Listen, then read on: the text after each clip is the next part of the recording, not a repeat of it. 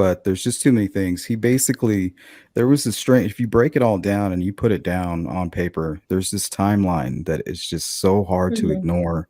Right. Um, and then I actually have documents that I can hold in my hand, like the day of the search. They Right. take him into ISP custody as a Right. confidential informant. I mean, Mhm. it's not rumor mill. I'm not making it up. Mhm. I have the documents. Right.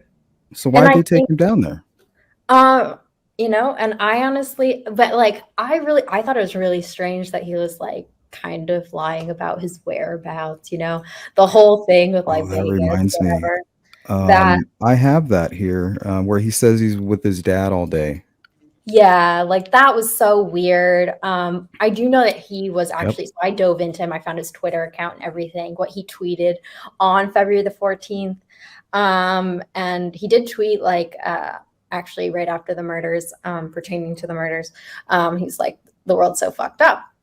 Yep, I have So, that. and so, okay, I'm just like looking at him, like when he's doing these interviews, I take it like, hey, this guy's not too smart.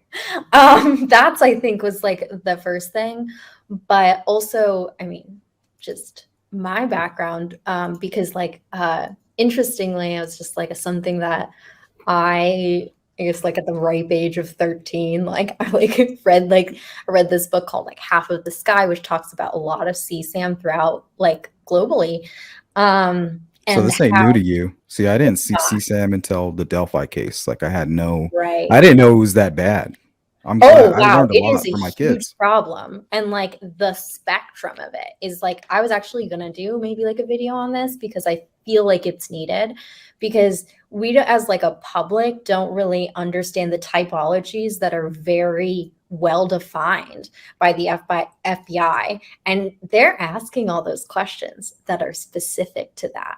They are Yep. putting him into a risk category or what his psychology is.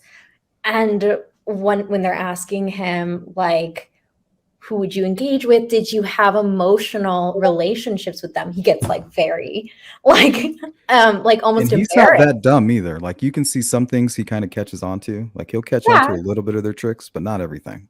not everything. And I think that we also have to remember he has epilepsy. Like, so late onset epilepsy is a very bad prognosis. It is something, and especially because he of the medications he's on, where he mentioned that he can't drink alcohol.